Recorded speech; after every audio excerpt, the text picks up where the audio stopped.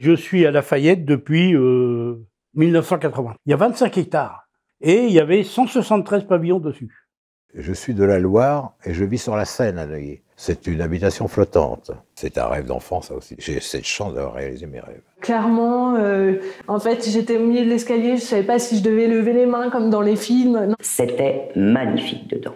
C'était splendide. Verrer le feu chez moi, j'ai toujours dit à mon mari, la première chose que j'emmène, c'est mes albums photos. Je m'appelle Turquier Serge, j'ai 79 ans, ça fait 40 ans que j'ai acheté dans les débuts qu'ils ont vendu. Parce que après les Américains, ça a été l'armée. L'armée a pris a habité Lafayette, la base aérienne 105. Les propriétaires de Lafayette, c'était, il y avait un peu tout, il y avait des banques, il y avait ceux qui ont racheté toutes les maisons américaines. Ils s'étaient regroupés, il y avait un groupement. Et quand l'armée est partie, ils ont commencé à vendre des pavillons aux civils, dont moi. Et il y a eu 22 maisons de vendues. Et l'armée est revenue. Donc ils ont arrêté les ventes. Il y a eu un statu quo, ils ont arrêté les ventes. Et ceux qui avaient acheté comme nous, ils ne pouvaient rien faire. Mais l'armée a repris Lafayette. Puis au bout d'un moment, il y a 7 ans, il y a plus de 7 ans même, je crois, enfin il y a 7 ans, que les derniers militaires sont partis. La ville avait racheté, ils ont décidé de refaire les pavillons. Alors au début, ils devaient les raser, après il y a eu beaucoup de projets. Après ils voulaient la réhabilitation des logements, il y a du travail, dans l'état qu'ils sont, et eh bien on attend. Depuis, alors ça devait commencer en 2020, maintenant, soi-disant que c'est en 2021, mais pour l'instant, il n'y a rien. Et puis, tout est dégradé. Les jeunes viennent jouer là-dedans, cassent les carreaux, cassent tout. C'est quand même malheureux que ces maisons-là, quand les militaires sont partis, ils auraient vendu, délimité un petit bout de terrain et vendu les maisons, je ne sais pas, 30 ou 40 000 euros. Non seulement ils gagnaient de l'argent, mais en plus, les maisons n'auraient pas été détériorées. Là, c'est carrément une honte. C'est une honte. Alors le problème, tout reste à l'abandon. Ce matin encore, j'ai été enfermé d'eux parce qu'ils sont venus cette semaine dans la nuit, certainement. Là, ils ont défoncé les portes et tout. Même là, à côté. Hein. Alors, rien les arrête. Hein. Ils ont volé tout. Ils ont volé tous les... Je m'excuse. Ah bah...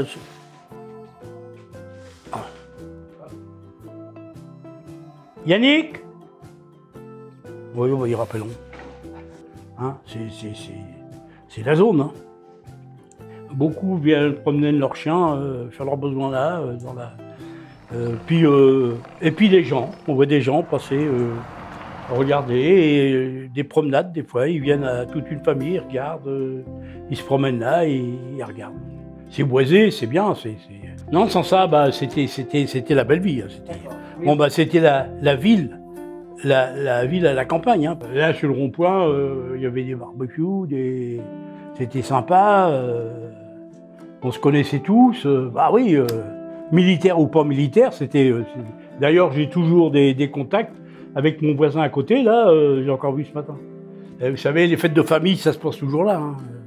Noël, jour de l'an, Pâques, on a des bons souvenirs. Hein. Moi, quand je suis arrivé là, j'ai eu 5 enfants. Qui jouaient là, mais on n'avait pas de... C'était pas clos, hein. On s'est clos après. Et puis de temps en temps, un anniversaire, ça se fêtait, quand il faisait beau, ça se fêtait là. Hein, ou chez le voisin, ou chez... on mangeait là, c'était sympa. Hein. On s'entendait très bien avec les militaires. Hein, quand il y avait des fois, on disait, tiens, moi j'ai pas de pain, hop, on allait, on allait voir Sonia, t'aurais pas... Oui, j'ai du pain, mais c'était un peu la vie de famille avec les militaires. Et quand il y avait des fêtes, on s'invitait, tout. Il y avait tout le rond-point en général. Mais enfin, moi, je ne peux pas aller ailleurs. J'ai acheté ma maison, je suis obligé de rester là. Hein.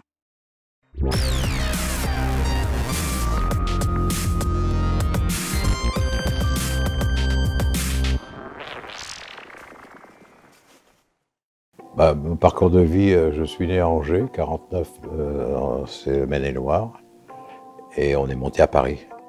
Mon parcours professionnel, j'ai monté ma société, je devais avoir 22, 23 ans, en 1960, ma première société. Comme je n'avais pas d'argent, bon, j'ai essayé avec mes grands-mères avoir un petit peu d'argent, mais à l'époque on montait une SARL avec un capital qui n'était pas uniquement déposé à la banque, c'était des voitures de 4 sous. Petit à petit, j'ai commencé par me louer moi-même en intérim. Et j'ai eu cette chance, le premier client, 8 jours après la facture, j'avais le chèque. Sinon j'aurais pas pu tenir. Ça, c'est des coïncidences. Et puis après, j'ai engagé mes amis d'école, et puis l'affaire a grossi.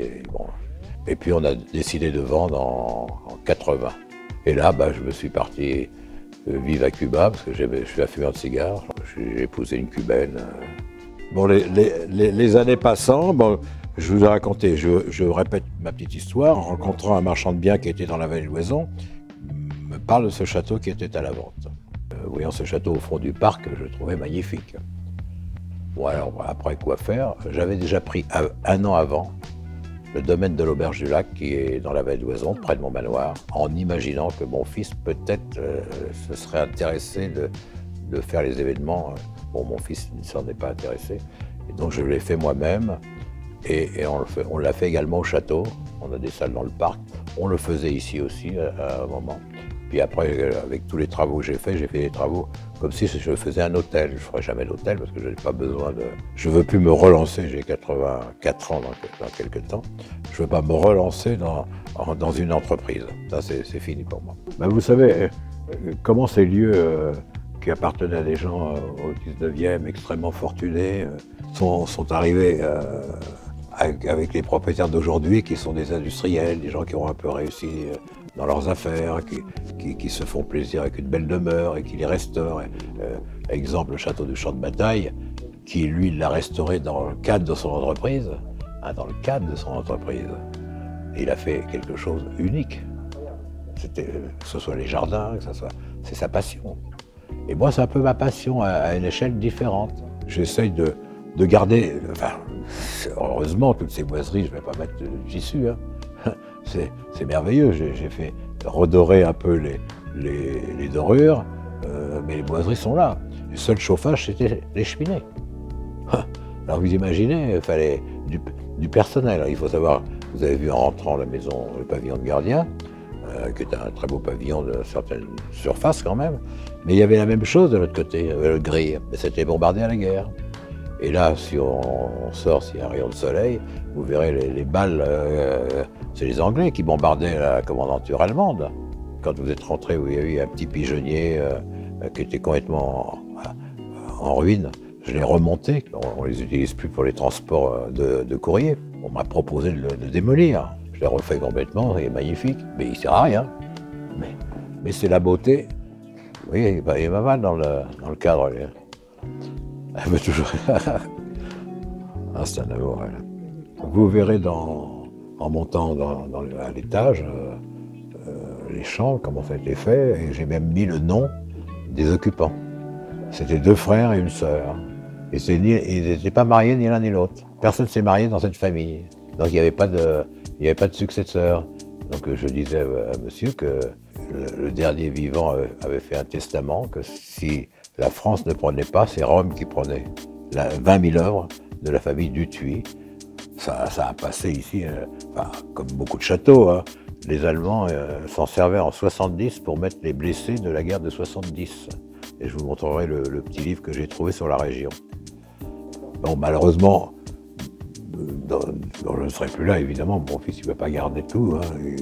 C'est des choses, d'abord, il y a les droits de succession qui sont colossales, hein. Ça repart dans les ventes, hein. C'est comme ça. Mais quand c'est classé, c'est classé. Donc les gens ne peuvent pas faire n'importe quoi. C'est pour moi un plaisir de le classer, pas une intention de revendre ou de demander quelque chose. J'ai plus rien demandé puisque j'ai tout fait. C'est une star, ma chienne.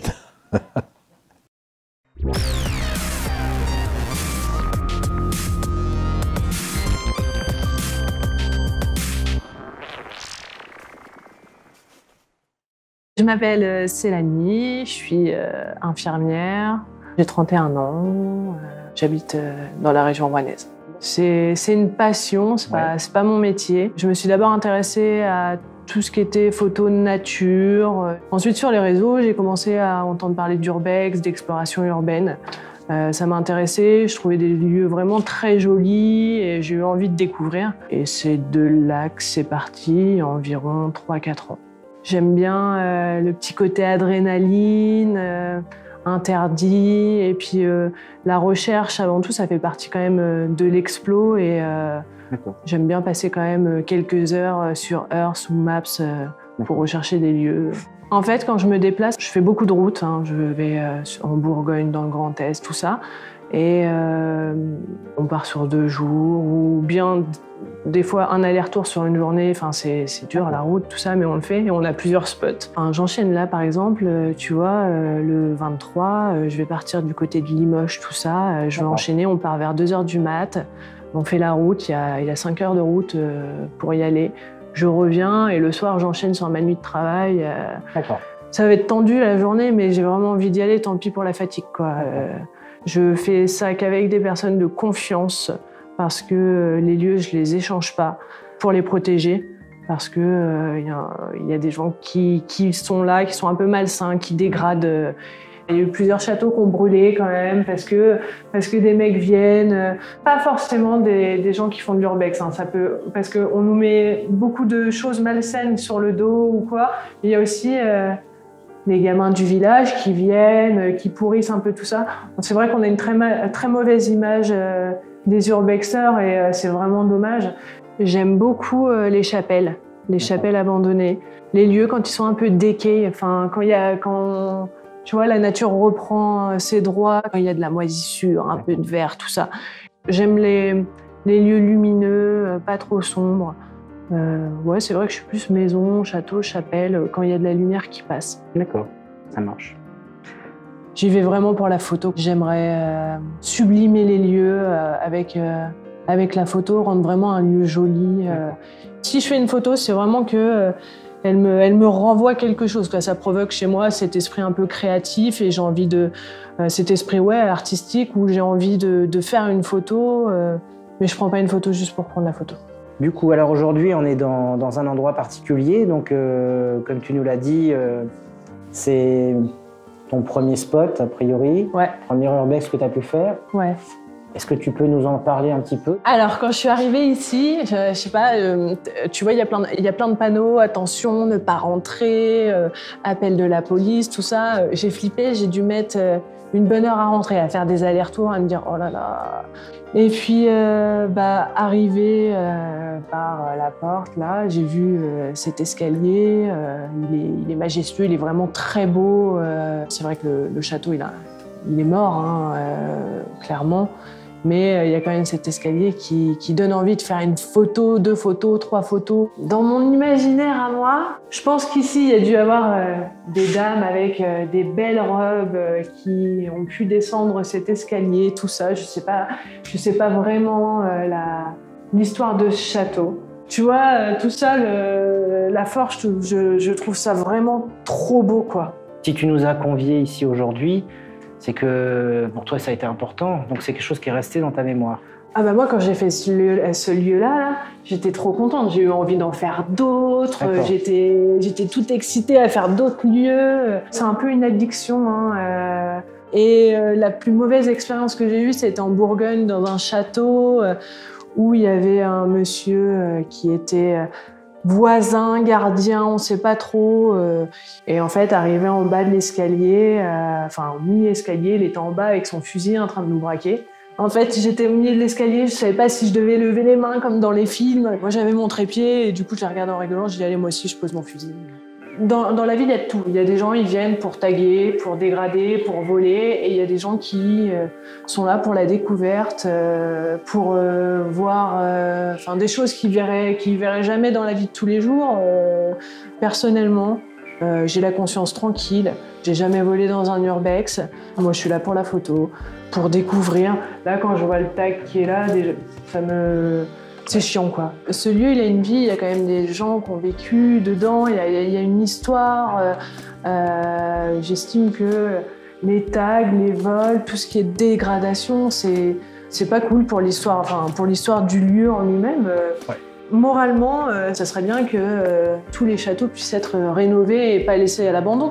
Mais enfin, voilà, ça reste quand même quelque chose de très coûteux et malheureusement, un château comme celui-ci ne sera jamais rénové et ça devient vite une ruine. Venir ici, c'est on met de la vie. Tu disais un lieu mort. Y venir, c'est introduire la vie, c'est continuer d'y faire exister la présence humaine. Et par la photographie, est-ce que tu as le sentiment ou pas de continuer de faire exister un peu le lieu? Tu es gardienne de la mémoire, malgré toi. Je prends une photo, c'est un souvenir d'un... Peut-être que dans 10 ans, le château il va s'effondrer, il n'y aura plus rien. Il n'y aura plus rien, il n'y aura plus cet escalier-là, et j'aurai eu le bonheur et la chance de pouvoir... d'avoir pu y faire des photos, d'avoir pu y passer un moment, d'avoir pu ressentir quelques énergies, ou... Enfin, tu vois, s'il ne reste plus rien, moi, je sais que j'aurai toujours des souvenirs.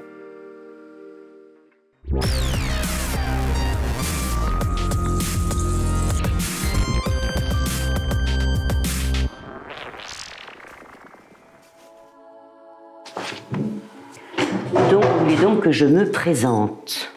C'est parti. Je vous en prie. Donc, je m'appelle Dominique Desjardins-Brosseau.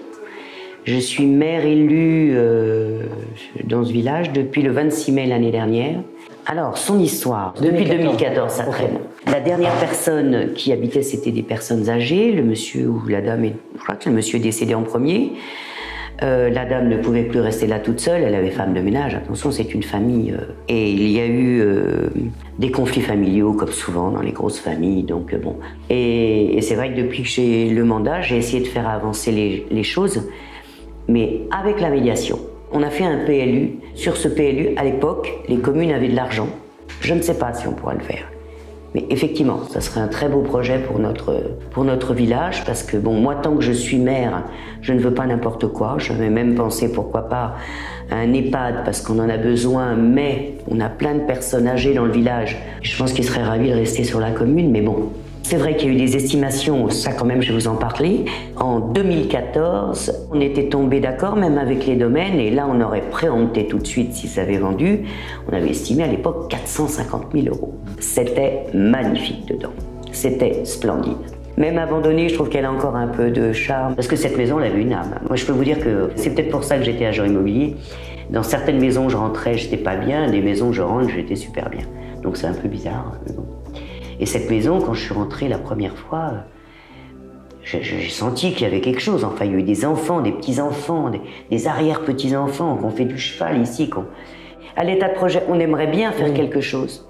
Franchement, mais est-ce que notre budget nous le permettra? Je ne sais pas. Si notre budget nous le permet, oui. Parce que c'est vrai quand même un coin privilégié. Même à un moment, il y a des gens qui mettaient des moutons. Il n'y a pas longtemps, il y avait des chevaux. Mais je veux garder dans l'esprit naturel, voilà.